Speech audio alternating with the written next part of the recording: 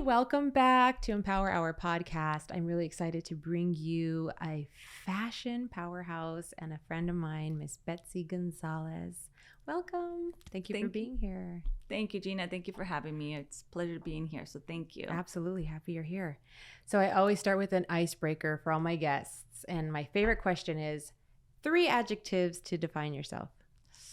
Oh, And everyone responds like that. I know. Any 3. It's okay. Just the first 3 that come to your mind.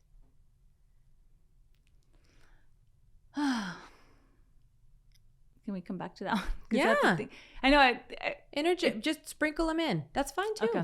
That's fine too. So let's just start from the beginning. So people probably know you because of your shoe designing and your company. Mm-hmm. But the reason you're here is because there is a woman in a force and a journey behind that.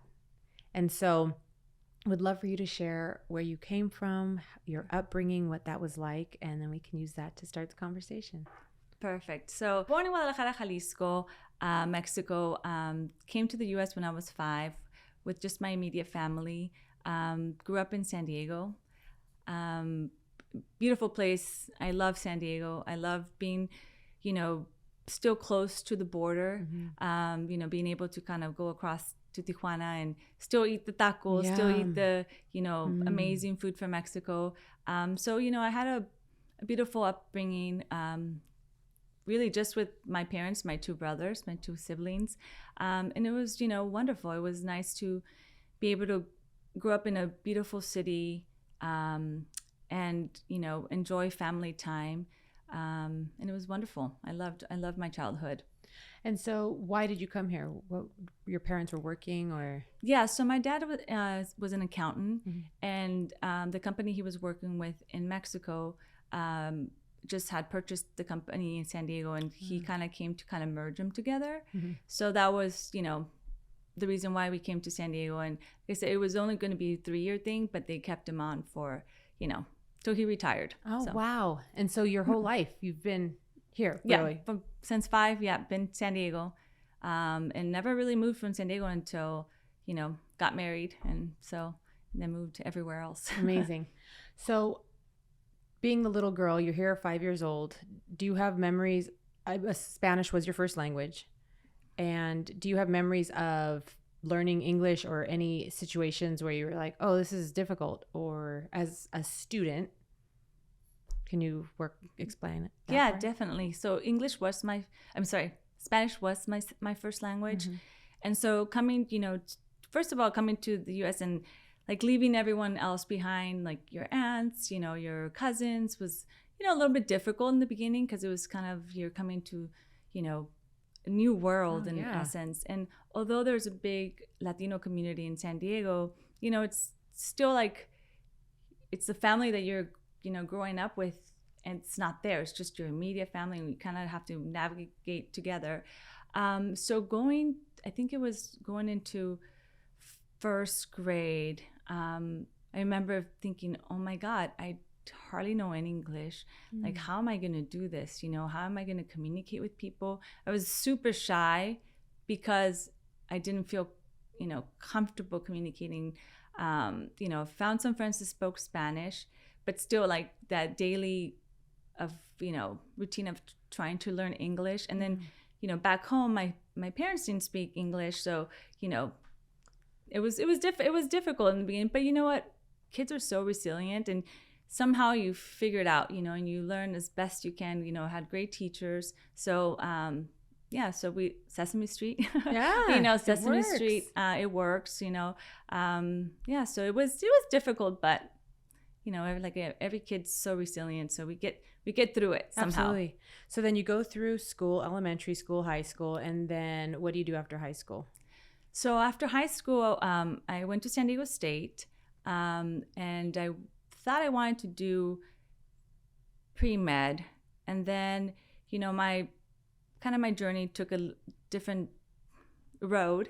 And so I started studying business. I really wanted to, I knew I always wanted to have my own company.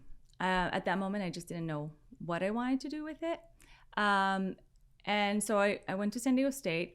I had a boyfriend already at that time since middle school. And then when we were 19, he proposed.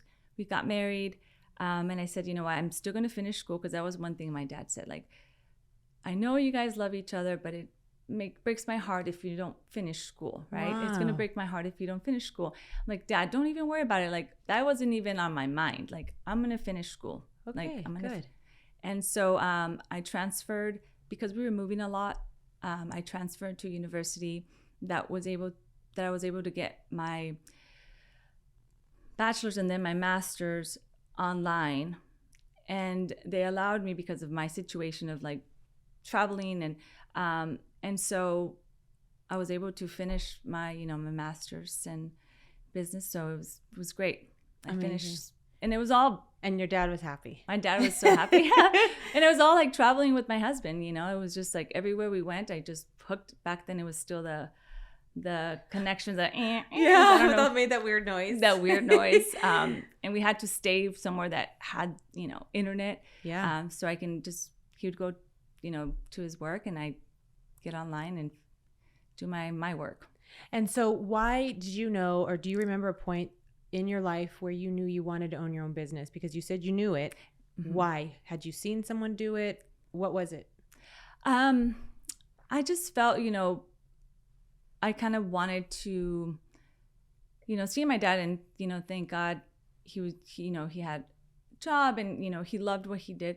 But, it was very limited in the sense of like what kind of hours he could have, with the family. And he was the only one working.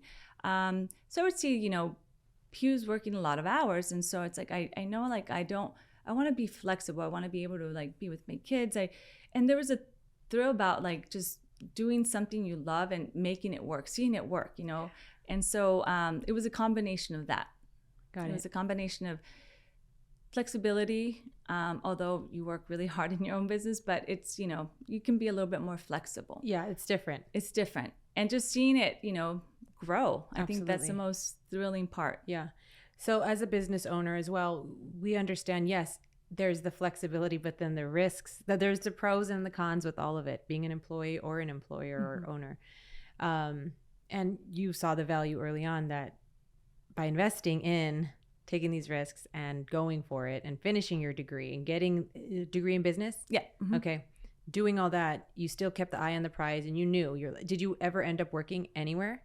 I did. So I started working when I was 15 and a half, because I wanted to kind of get into, first of all, I wanted my own car. And so I knew that I would have to work. And so at 15 and a half, I started working. I worked at it was a tuxedo shop back in the day when they used to rent tuxedos. So I would work, I think it was about 20 hours a week, right? Not much, but 20 hours a week. And so that was the first time I, was in the workforce working for 20 hours a week. Still. But it was still, yeah. Yeah. I mean, I didn't work at 15. I really didn't even cross my mind. I just went to school. But you see what I mean? Different motivations. And from that, you took throughout your life the jobs you took. And then tell me about the genesis of your company. Is this the company you started back then, or has it evolved from different things? So Mia Bakari came about, part of it. Right. That's the name of your company, Mia Bakari. Mia Bakar. Mia Bakar. Mm-hmm. Okay.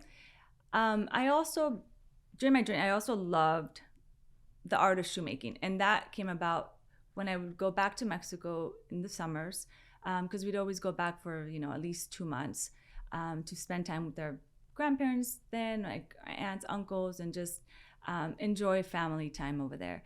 And there was like a neighbor at my grandma's house that was a shoemaker. And so I would just like stand there and watch him create, this functional product from, a piece of leather and some nails. And that's when I was like really kind of amazed. I'm like, wow, that, that can be done in like a quick, I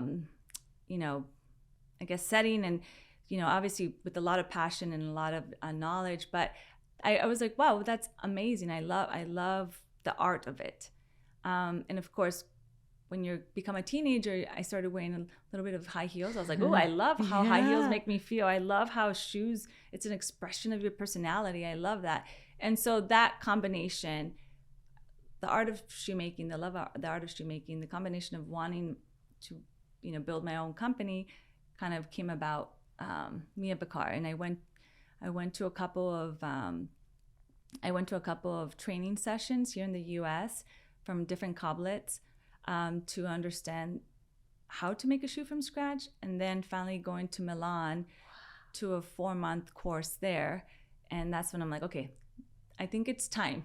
It's time. Interesting. So you really not only were intrigued by the shoemaking process, you took a deep dive and you're like, I need to learn practically, physically how to make a shoe. Yes. Coblet. I've never heard that word. Yeah. What's it's a cobbler. It's like the person that makes the shoe. Okay. And the coblet's just female, you Yeah. know. Oh. But so I loved it. And when I went for my first course in New York, I was like, this is so cool. Like, I'm actually making my own shoe. I mean, it wasn't the best looking shoe.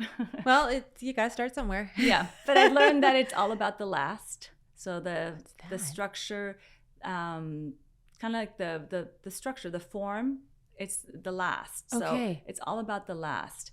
And so that is when I learned, I was like, okay, now I understand why, it has to be this way or that way if you want it to look this way. So that's so interesting because shoes, and it's funny, you don't think about it, but everyone on earth basically wears shoes, period. But then to understand the art and the form and the design of it, and that it is an expression of self for a lot of us, you invested in going to learn to make shoes themselves. And then after you learn the structure and the framework of that, you go to Milan to do what? So Milan was taking it just a little bit further and going to learn the kind of like the history of the shoemaking. And, Milan or Italy is known for, fashion in general, but their art of shoemaking. And took some design courses, took some pattern making courses. So, and that was really important to understand technically, from sketch to product, if it could be done. So, yeah, it was an intense course because it was only 4 months, but it was amazing. And being able to go to different factories and seeing it, live and seeing all the artisans, because these, they're amazing artisans that have been, it's generational. So they've been doing it for so many years, and it's been passed down from their, grandparents or, parents. And so, and the passion that they have for it too. And it was wonderful. And that's the moment I'm like, I want to do this. That's it. So when you started taking those courses to learn about shoemaking, had you started your business yet, or were you just on this journey to see where it was going to go? I hadn't started my business. I had just done a business plan of what I thought I wanted to do. But it hadn't started yet. Like I hadn't founded the business yet. And so how long after, so then Milan, and then what happens after Milan? You go through this 4-month course, you learn, it dawns on you, this is it. This is what I'm going to do. From Milan to when do we have a business? So from Milan, this was in 2017 that I came back, or 2018, January 2018. So pretty much a couple months later, I had the, that was it. You knew it. I knew it. Yeah. I mean, it took long, the company was formed, but it took, a couple months to kind of really get it up up from the ground, because, product takes a while to get here. Just everything to structure a business, it just takes time. So it wasn't until July 2019 when we launched our first product. Really? So 2 years. So 2 years from inception all the way to having an actual product to sell. Yeah, about a year and a half. Yeah, it takes a while to get first the factory to say yes to you. Is that competitive? Like, do they say no? Is that kind of like hard to do? It's hard to find there's so many amazing factories, and it depends the style of the shoe you're making or the product you're making that the factory can or cannot. And then, it's an investment for them as well, time, energy. So it takes a while to kind of find the right one for both, Got it. Because you're both investing. Yeah, it's a partnership. And where does the name come from? Me and Bekar is a combination of, I have a co-founder. Her name is Carolina, and she's family. So it's, Bekar, Betzabe, Carolina. And then Mia it's my daughter's middle name, one of my daughter's middle name. And then Bekar has 3 letters of my other daughter, just so that everyone, can be part of it. So it's really like 4 strong females. Beautiful. Yeah. I love that. 4 strong females. I love that. Okay, good. Speaking of females, strong females, in all this time, you have children. Yes. A whole other thing. So walk me through your first, where you were with the business and how, if any, that made things more difficult, easy as a working mom, how that plays for you. What was that like when you first got pregnant? So we had a hard time getting pregnant. It took us, we had a journey of, unfortunately failed in vitros. I think we had 4 of them. So when we wanted to start a family, just, it wasn't in the plans. It wasn't in God's plans. And so it took us, after 4 failed in vitros, we're like, you know what? Like, let's just give it a pause. Like, we're going to just give it a pause. Like, and my husband had just got sent like for his new job in Boston. And all of a sudden I felt weird. And if, found out I was pregnant. Of course, when when you're taking the break. Yeah, when you're taking a break. Yeah. But I found out too when I was in my first Coblet class in New York. I was telling my co-founder Carolina, I was like, I don't feel good. I don't know what's wrong with me. I don't feel good.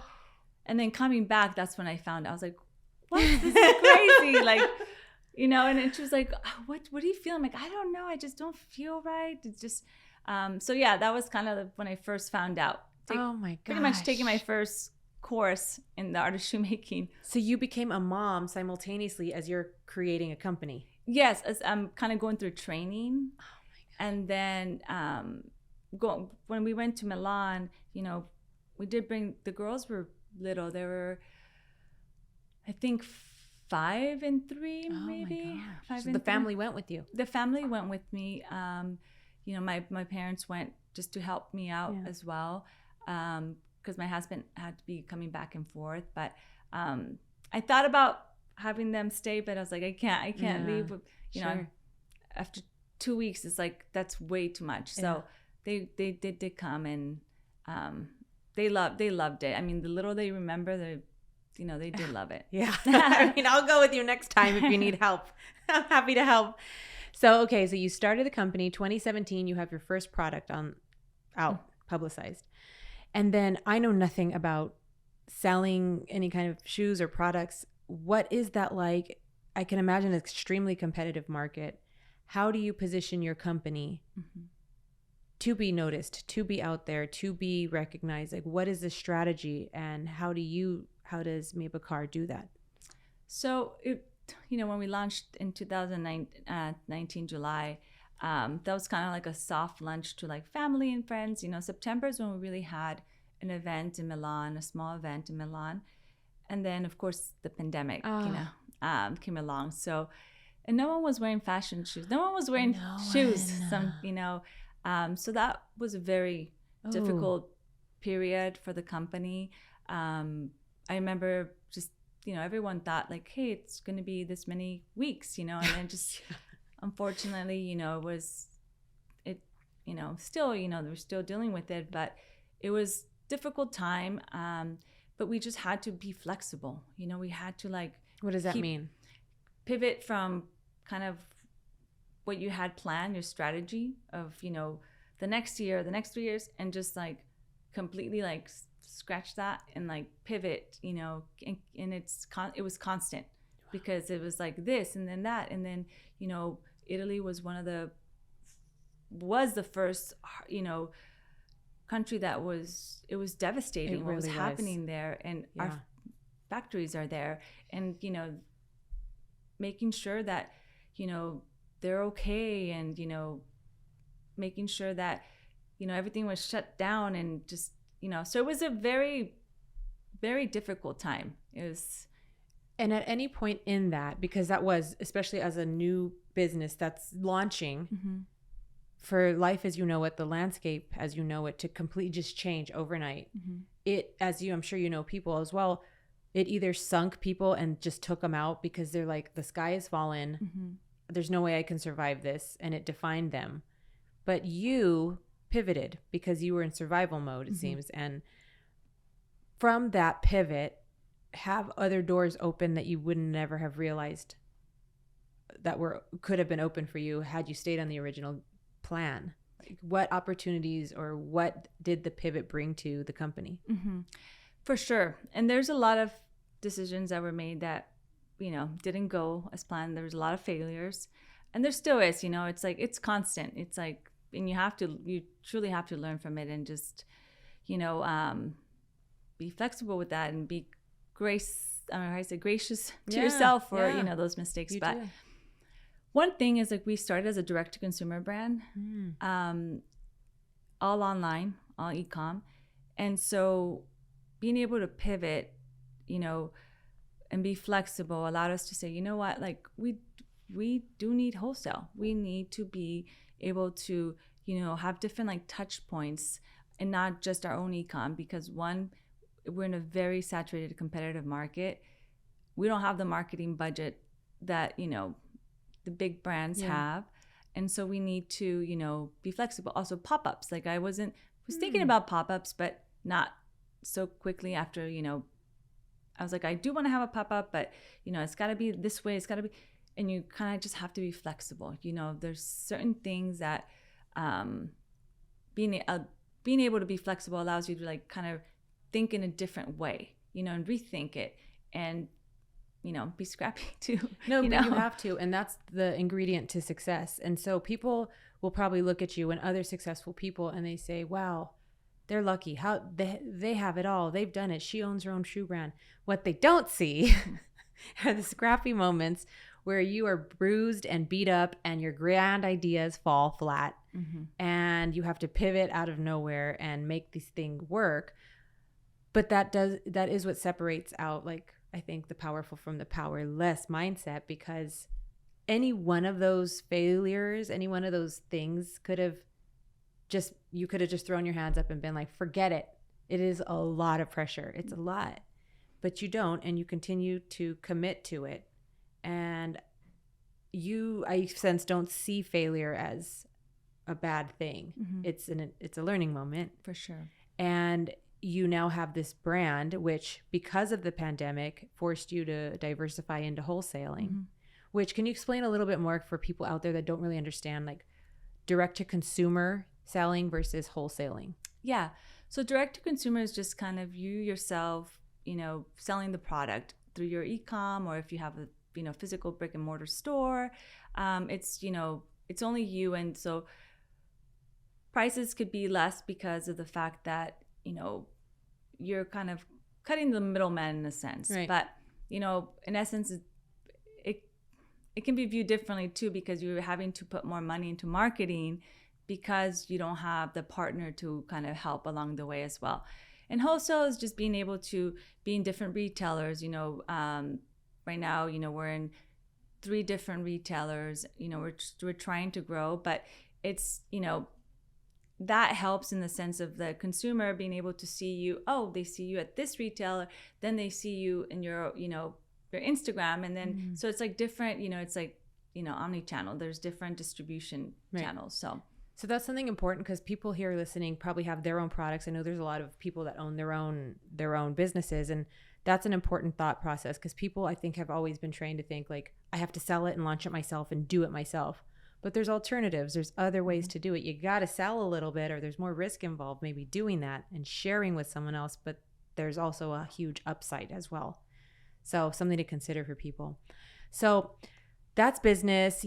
Business is business. How do you run a business and a family successfully, in your opinion? My opinion. Well, there's, you need support. You definitely need support. It's, if you want to be present, it is hard. It's a daily, I think, battle in a sense. And, there's a lot of mom guilt that I feel all the time, you know. And it's hard because it's like you want to be able to be present, but then you have all these things that need to get done, you know. So it's the constant balancing act, you know, the constant trying to do things well here and do things well here. But yeah, there's a lot of mom guilt I feel, and I constantly am talking to my daughters, and I ask, you know, like, do you feel bad that mommy has to work this many hours? And to be honest with you, they say, you know, no, like, I love that you're doing what you're doing, like, and I do try to be present. So thank God, one thing that, you know, the pandemic did kind of teach us is that we're able to work remote, you know, that we don't having that both remote, the hybrid it's okay, you know. Totally. And it's okay to spend a little bit more time with the family or at home for you can get things done as well. So but it's definitely always a balancing act, and it's always and wife life and you life and friend life and daughter life, family life, whatever, all of the things. But it's not ever an excuse to stop you, right? No. Because we know, I mean, I know people that they have these grand dreams and they want to do this, but I'll do it after the kids graduate. And they put their dreams on hold. They put that stuff on hold because their impression is, well, they have to do this for the family first because that's what a good mom does. But there's no fulfillment in chasing and creating this beautiful thing. And, you know, it's a balance and it's a choice. And, you know, it's wonderful that you set that example for your daughters. Mine are the same way. I get comments every now and then, well, you love your phone more than you love us. Well, no, I love my work as much as you because this was my baby too. I started this business and I love it and it's fulfilling. And so I think it's an important message for people to see, especially women, that you can be an excellent present mom and an excellent present boss, CEO, owner of a company, wife, family member, friend, etc. It's not either or, right? Yeah. And it's a struggle. It's not easy. No, no, not at all. It's hard. Yeah. It's super hard. And then like a pandemic hits and then there's schedules. We just talked about this before we went live. Scheduling. And you do all the family scheduling. Yeah, I do the family scheduling and trying to make sure that, you know, this daughter is at the right place at the right time, and then this one, and, you know, kids are very different in what they like, so they tend not to sign up for the same type of activity. So yeah, it's, you know, and with my husband also working and traveling, it's, you know, I need to know his schedule, so when, you know, he's not here, you know, I'm able to pick up the girls, and then with my team too, knowing like, okay, I'm not going to be here during this time, so, you know, make sure that someone's here. And so yeah, it's scheduling is fun. It is. You're juggling everything. And then God forbid somebody gets sick or something gets canceled, and then like, whoa. Everything flips. So one thing that you deal with, which is kind of unique, is that your husband's highly recognizable, and because of his line of work, like, you're more visible, I think, and your family is more visible than most people. How has that played a role in what you do and how you just lead your family life? You know, because a lot of us have all of that you just listed, but we can go to a restaurant or a market and not be, I think, bothered or stopped. Is it a bother when people bother you? No, you know, to be honest with you, like, you know, Adrian had an incredible career, and, you know, he is big part of, you know, the LA community, but, you know, people are super respectful, and, you know, he doesn't mind it at all.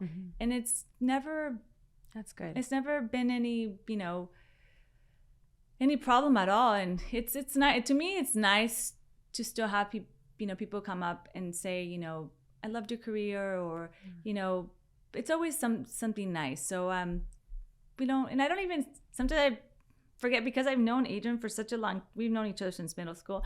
Sometimes I tend to like really forget like the career he's had, you know. Right, and how significant it really is. And I mean, Dodgers, Los Angeles, hello. Yeah. I mean, this is ground zero for that. And like and I know because we've been with you and hung out with you guys, and where was it? We went to one of the games or something, and to see how people look at him, and then just because it is Los Angeles, that seems really nice, just to have that connection to people and that relatability. I mean, they don't know you guys or him from anyone, but it seems like a really nice element to have.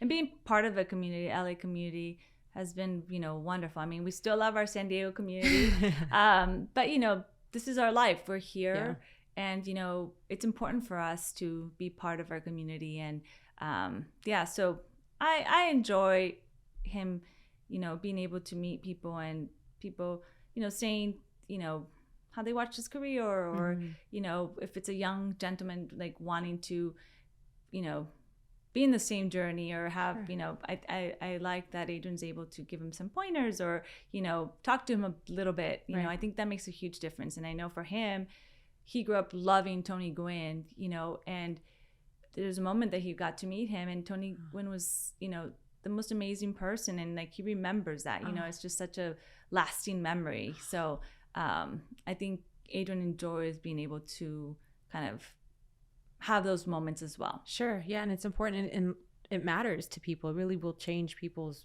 life sometimes, just to have that interaction. So kind of in that same vein, you're both very into community and philanthropy, and you recently joined the YMCA Metro Board. Tell me about that. Why did you join it, and what involvement do you have there? The Y does so much for the community, and for me, I actually grew up in a Y in San Diego, in Chula Vista. So, my brothers went there. I went there, so it was kind of, something that I really hold dear. And so being able to be part of the Y here in the metro area was, for me, it just made sense. I want to be part of the community. I want to be more involved. I think they do amazing, great things for the community. So, for me, it was important. So, yeah, it's been great. And I know it's important for especially young women to look up and see you, a Latina mom, business owner, doing your life the way you want to do it. And so I know that part's important. What message do you have for these girls? Like, I know you interact a lot with young students. When these kids that statistically should not succeed from certain communities, when they come and talk to you, what do you tell them? One thing is, I do believe in working really hard,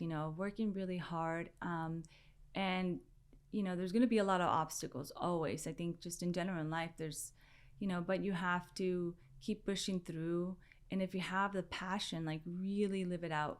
But to me, it's definitely just pushing through and having that, the drive and the hard work to, go through obstacles and come out. And there's going to be times that, like, I go back to, like, there's going to be times that there's going to be failure, and there's going to be times that you're like, what is going on? But you have to kind of push through. You have to push through. So, that's one thing that I would say, just work really hard and push through. Good. So before we end, I want to share your site, because I want everyone to go buy a pair of shoes right now. And they will.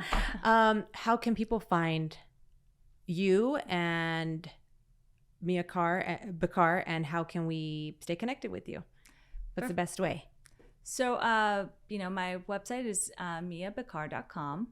It's miabecar.com. I'm on Instagram as well. Mia Bakar, and also my personal, it's Betzabe, and then On the Go, because we're always on the go. Always on the go. Yeah. So that's how I stay connected. I would love to, keep staying connected, and thank you so much for having me. It's been wonderful, and I admire you and what you have done, and I love that you always try to bring together, and empower other women. So thank you so much for doing that. I appreciate your time. Thank you for being here. And I know you've inspired some people out there today. So I have shoes to go buy now. So thank you. I love you, Betsy. Thank you for being here. Thank you, Gina. Thank you. Bye.